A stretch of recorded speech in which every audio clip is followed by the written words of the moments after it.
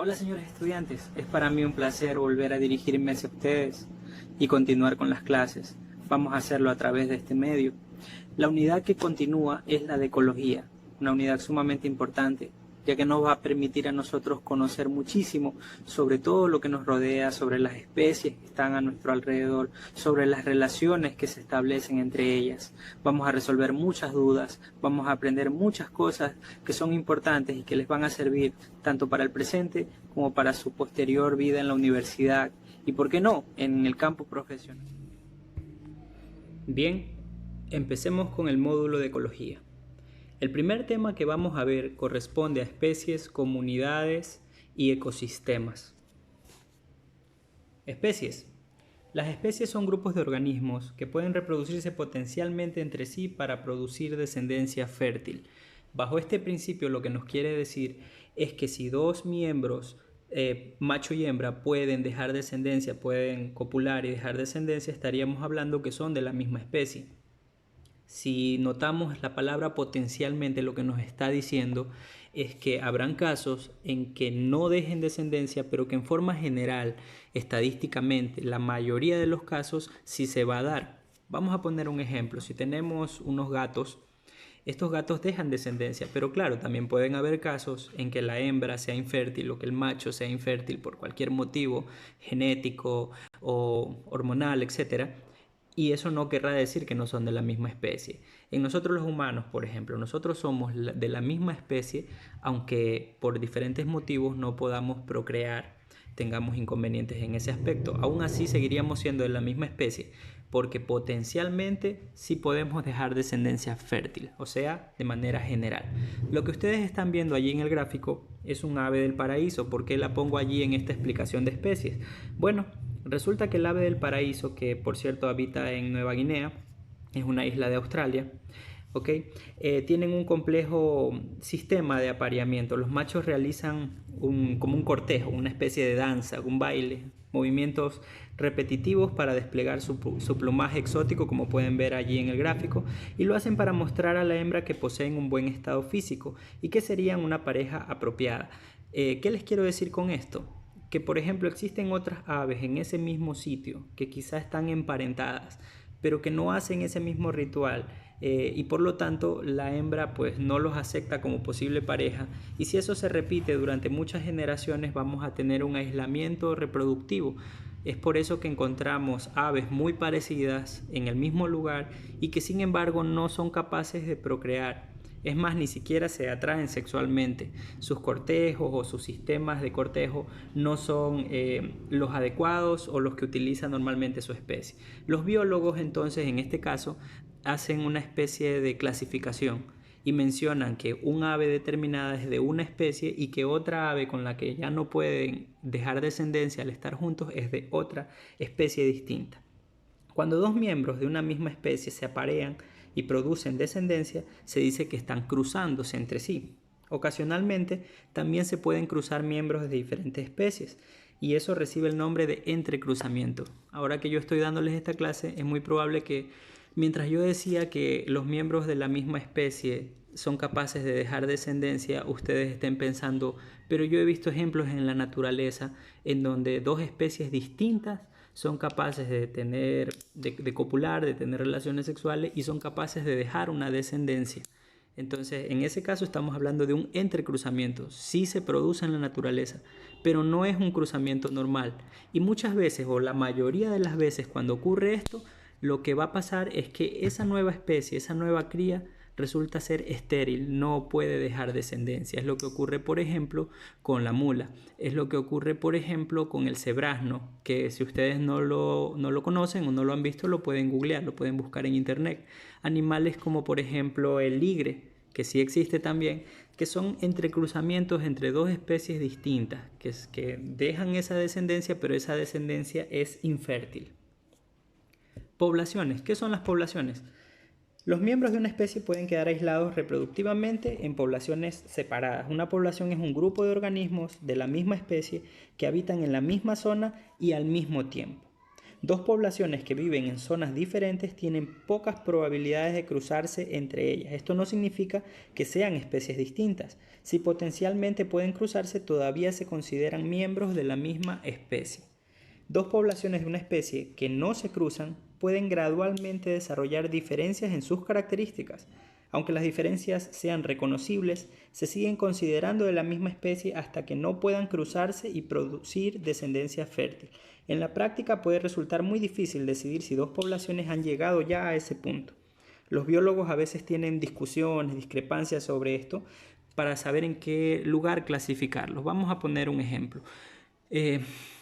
Evolutivamente, los perros que tenemos en nuestras casas no existían hace muchos años atrás.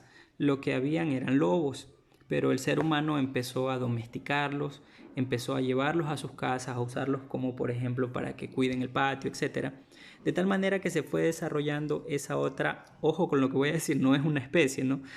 Si nosotros ahora cogemos un lobo y lo mezclamos o lo cruzamos, mejor dicho, con un perro, podemos tener una descendencia que sería un perro lobo. ¿Por qué? Porque aún no están distanciados. Es muy probable que evolutivamente hablando, después de muchos años, ya eso no ocurra y esa descendencia sea infértil. Actualmente sigue siendo fértil, como lo acabo de mencionar, pero estaríamos hablando de dos poblaciones distintas, separadas en una zona y durante un tiempo determinado.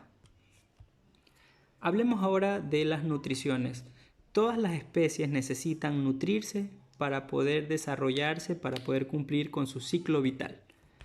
Para la nutrición, las especies pueden utilizar dos tipos de método, un método autotrófico y un método heterotrófico.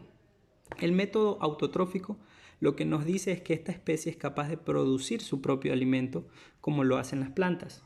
En cambio, los seres que son heterotróficos no son capaces de producir su propio alimento, por lo tanto deben ingerir las sustancias que les van a permitir nutrirse.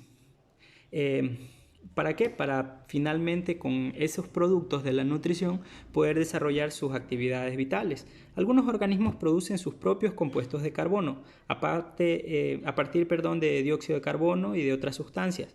A eso es a lo que conocemos nosotros como autótrofos. En este grupo estarían las plantas. Las plantas con la energía solar, más agua y más los nutrientes que absorben del suelo son capaces de elaborar sus propios nutrientes o sus propios alimentos, su propio alimento. Otros organismos, en cambio, necesitan esos compuestos de carbono y deben ingerirlos a partir de comer otra especie, otro ser vivo. Estos se consideran heterotróficos. Y existen algunos organismos que son capaces de hacer las dos cosas. En estos tres gráficos que tenemos aquí, vemos primero a una especie de autótrofo, como una planta cualquiera. En el centro tenemos a un ave, que en este caso es un colibrí, que sería un ejemplo de heterotrófico. El colibrí no puede elaborar su propio alimento y debe conseguir el néctar de las flores. Y en el tercer gráfico vemos a una bacteria un poco inusual, se llama Euglena gracilis. Esta bacteria ha desarrollado la capacidad de alimentarse tanto autotrófica como heterotróficamente, es decir, puede elaborar su propio alimento, pero también puede ingerir alimento de otros seres. Consumidores. Los consumidores son organismos heterotróficos que se alimentan de organismos vivos por ingestión, es decir, deben ingerir el alimento, deben ingerir a ese otro ser para poder, luego de eso, mediante un proceso de digestión, absorber los nutrientes que posee. A los consumidores a veces se los divide también según sus grupos tróficos, según los organismos que estos consuman. Aquí tenemos dos ejemplos de consumidores. El de arriba es el milano real, que se alimenta de presas vivas y de restos de animales muertos, o sea, lo que llamamos carroña. Y en la parte inferior vemos al ratón leonado, se le llama así por su forma. Es un consumidor que se alimenta de materia vegetal viva, sobre todo semillas, pero también es capaz de comer ciertos animalitos, ciertos invertebrados. Lo que tenemos aquí es una pirámide trófica, en donde, como podemos observar, en la base de la pirámide están los productores, que son las plantas. Siguiendo en la pirámide tenemos los consumidores primarios, que son aquellos animales herbívoros que se alimentarían de estas plantas que elaboran sus productos a través de la fotosíntesis. Siguiendo hacia arriba en la pirámide tenemos los consumidores secundarios, que serían aquellos animales carnívoros y omnívoros. Omnívoros serían porque son capaces de consumir tanto a los herbívoros como las plantas. Nosotros, por ejemplo, somos animales omnívoros. Nos alimentamos de animales, pero también podemos consumir plantas. Y finalmente, en la cúspide de la pirámide tenemos los consumidores terciarios, que son otros animales carnívoros que por lo general son carroñeros o se alimentan de materia muerta. Detritívoros. Estos son organismos heterótrofos que obtienen los nutrientes orgánicos de los detritos mediante digestión interna. Ustedes se preguntarán qué son los detritos. Los detritos son o es toda aquella materia orgánica que se encuentra en descomposición. Por ejemplo, cuando ustedes ven que caen hojas de los árboles, esas hojas se empiezan a descomponer, se transforman en detritos. Los abonos, por ejemplo, son formas de detritos. Es así que estos ejemplos que ustedes ven allí, existen muchos más detritívoros, pero aquí les traje unos cuantos ejemplos, como el milpiés, como por ejemplo esa cochinilla de la humedad que está en la parte superior, las lombrices de tierra, las cuales son muy importantes para la naturaleza porque se alimentan de los detritos y las transforman en un excelente abono para la tierra llamado humus. Y también tenemos ahí un ejemplo, los escarabajos peloteros. Saprótrofos.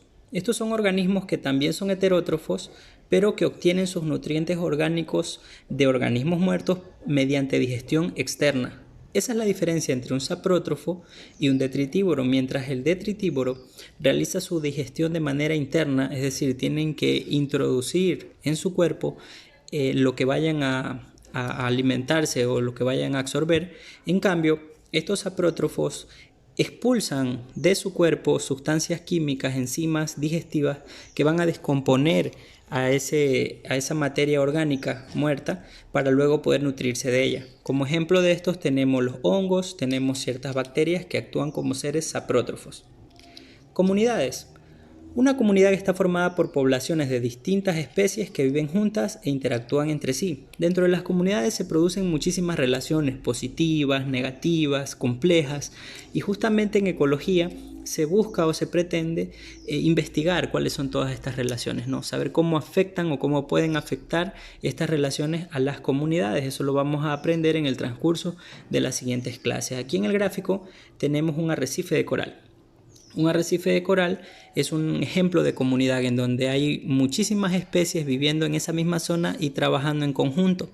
Hay algo interesante en las comunidades ecológicas, que por lo general se mantienen en equilibrio, no rompen ese equilibrio, es decir, ninguna especie elimina totalmente a la otra y rompe el equilibrio. Aquí en los arrecifes de coral voy a poner un ejemplo. Ellos necesitan de la luz solar, tanto los corales como los pólipos que se encuentran allí en el fondo del mar. Si no llega luz solar hacia ellos, entonces ellos morirían. Allí también se encuentran algas. Esas algas, si crecieran demasiado, taparían la luz solar para estos pólipos y estos corales y por lo tanto ellos perecerían.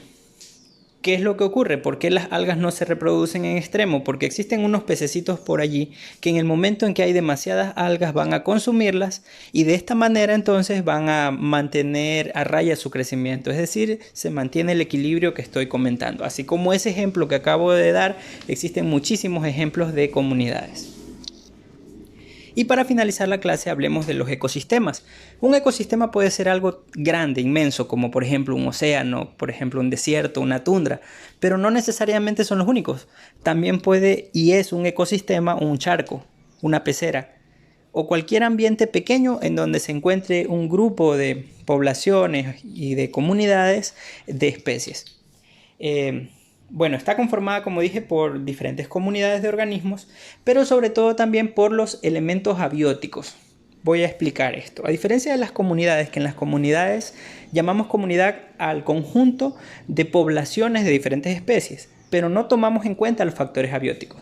Cuando ya tomamos en cuenta los factores abióticos como la luz, el agua, el aire, el suelo, etc., ya estaríamos hablando de un ecosistema. Cuando se nos dice que debemos cuidar nuestro ecosistema, nos referimos no solamente a las especies vivas que en él habitan, sino también a estos factores abióticos en donde se encuentran estas especies. Entonces, para finalizar, podemos decir que el ecosistema estaría formado por estos dos elementos, los bióticos y los abióticos. Bien, señores estudiantes, con esto hemos finalizado la primera clase. Espero que haya sido de su agrado. En la siguiente clase vamos a analizar todo esto de estas diapositivas en cuanto a sus dudas, en cuanto a cosas que de pronto no quedaron muy claras. Por eso es sumamente importante que ustedes en estos días revisen el video, revisen las diapositivas que se las haré llegar también. Busquen en internet más información, datos importantes, cosas que le parezcan interesantes y que puedan aportar en esa próxima reunión, en ese próximo chat que vamos a tener. Muchas gracias por todo.